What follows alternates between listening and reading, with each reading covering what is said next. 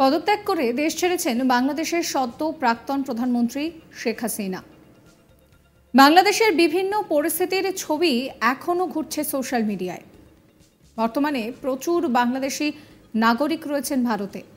তার মাঝেই এক বাংলাদেশি নাগরিক ভারত বাংলাদেশ রানাঘাট বর্ডারে দাঁড়িয়ে বলছেন, বাংলাদেশ যাচ্ছি।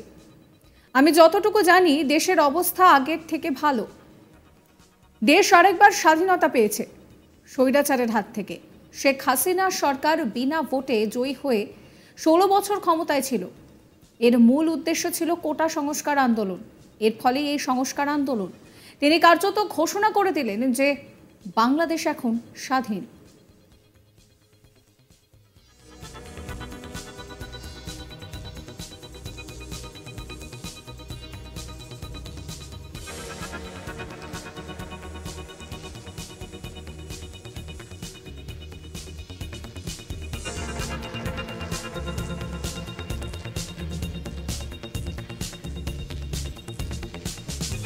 মোহাম্মদ মাইদুল ইসলাম কি বলছেন শোনাবো আপনাদের। এখন আমি বাংলাদেশ যাচ্ছি। এসেছিলেন কবে? এসেছিলাম আমি গত পরশু দিন এসেছি। তো এখন তো বাংলাদেশের ভয়াবহ পরিস্থিতি। জি। তো এখন ফিরছেন বাংলাদেশে? জি। তো কি অবস্থায় ফিরবেন বা কি জানেন ওই দেশের কি অবস্থা? এখন আমি যতটুকু জানি, আমি বাসায় ফোন করেছিলাম, আবার অনলাইনে দেখলাম যে আমাদের দেশের অবস্থা, আমি অবশ্য বলবো যে এখন ভালো। হ্যাঁ, কারণ আমার কাছে মনে হচ্ছে জানো যে দেশ আর একবার আমাদের স্বাধীনতা অর্জন করেছে। স্বৈরাচারের হাত থেকে আমাদের দেশ মুক্ত হয়েছে।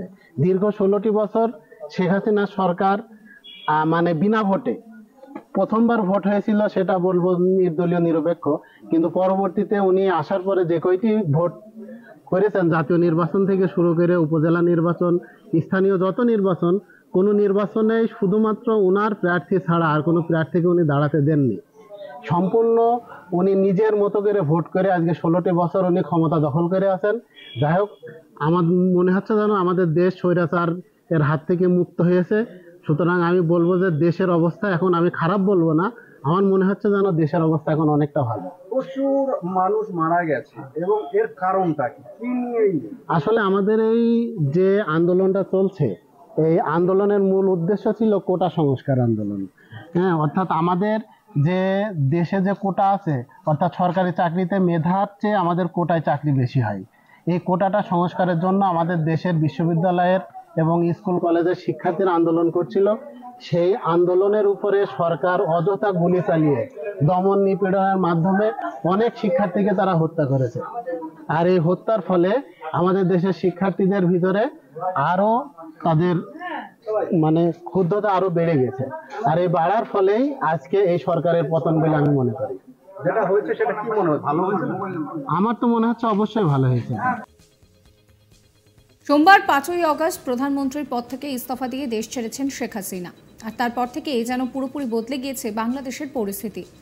বাংলাদেশের প্রধানমন্ত্রীর বাসভবন, গণভবন তো বটেই, দেশের সংসদ ভবন, প্রধান বিচারপতির বাসভবন সহ একাধিক সরকারি জায়গায় ব্যাপক ভাঙচুর চালানো হয়েছে। চলেছে লুটতরাজও। বাংলাদেশের সংবাদ মাধ্যম প্রথম আলোর রিপোর্ট অনুযায়ী বাংলাদেশে কমপক্ষে 29 জেলায় সংখ্যালঘু হিন্দুদের বাড়ি, ঘর, দোকান, মন্দির এই সমস্ত জায়গায় হামলা ও ভাঙচুর চালানো হয়েছে। চলেছে লুটতরাজ। অভিযোগ করা হচ্ছে যে বাংলাদেশে সেখানে কিন্তু এইভাবেই ধর্মীয় মানুষকে বেছে বেছে টার্গেট করা হচ্ছে। এই প্রতিবেদনে দাবি করা হয়েছে যে 4 জেলায় 9টি মন্দিরে হামলা চালানো হয়েছে।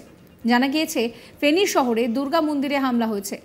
দিনাজপুরের পার্বতীপুর কালী মন্দির সহ 5টি মন্দিরে ভাঙচুর চালানো হয়েছে।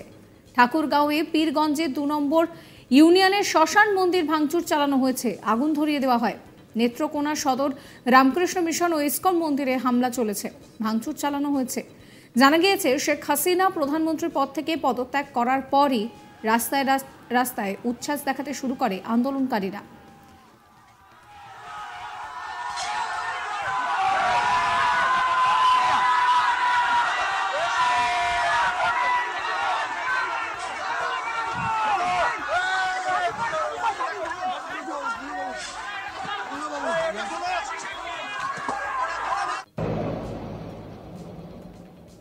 এদিকে এর পরে নাকি সংখ্যালঘু হিন্দুদের ওপর হামলার ঘটনা বাড়তে থাকে। বাদ যায়নি হিন্দুদের ধর্মীয় যে জায়গাগুলো রয়েছে সেই জায়গাগুলি।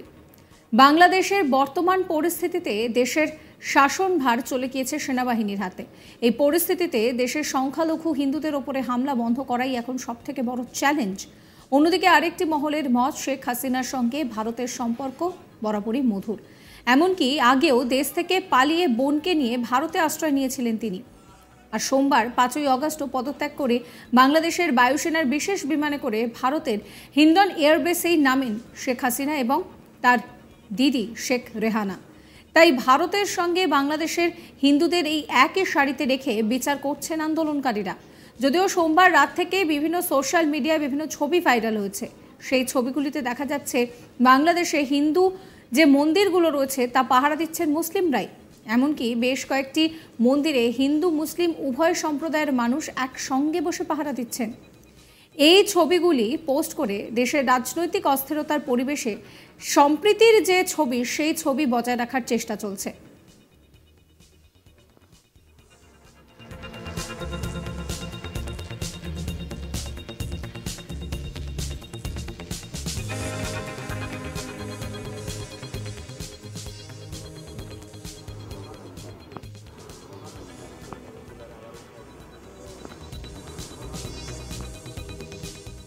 একই সঙ্গে একটি ভিডিও ভাইরাল হয়েছে যেখানে দেখা যাচ্ছে যে একটি মসজিদ থেকে মাইকে বৈষম্য বিরোধী আন্দোলনের নেতা ঘোষণা করছেন দেশের এই পরিস্থিতিতে কোনোভাবেই যেন সনাতনী সংখ্যালঘু হিন্দুদের ওপরে হামলা না চালায়।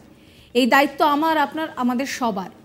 ওই বৈষম্য বিরোধী আন্দোলনের নেতা বলছেন যে প্রিয় নাগরিকগণ, আমরা বৈষম্য বিরোধী ছাত্র আন্দোলনের তরফ থেকে আপনাদের কাছে অনুরোধ করছি, দেশে অস্থিরতার সময় সকলকেই সাম্প্রদায়িক সম্প্রীতি বজায় রাখতে হবে। আমাদের উচিত হিন্দু সংখ্যালঘুদেরকে রক্ষা করা। অশুভ কিছুর থেকে তাদের জীবনকে রক্ষা করুন, এটা আমাদের সকলের দায়িত্ব। শোনাবো আন্দোলনকারী নেতার কথা। একটি বিশেষ ঘোষণা সম্মানিত এলাকাবাসী, বৈষম্য বিরোধী ছাত্র আন্দোলনের পক্ষ থেকে আপনাদেরকে অনুরোধ করা যাচ্ছে যে দেশের এই উত্তপ্ত পরিস্থিতিতে আমরা যেন সাম্প্রদায়িক সম্প্রীতি বজায় রাখি এবং পরাজিত কুচক্রী মহলের হাত থেকে প্রত্যেক সংখ্যালঘু সনাতন ধর্মী এবং জনসাধারণের জানমালের নিরাপত্তা দেওয়া আপনার, আমার এবং সকলের দায়িত্ব। তাই আমরা সবাই যেন সচেতন থাকি। সাবস্ক্রাইব করবেন আজ তাক বাংলার ইউটিউব চ্যানেলকে, ফলো করবেন হোয়াটসঅ্যাপ চ্যানেলও।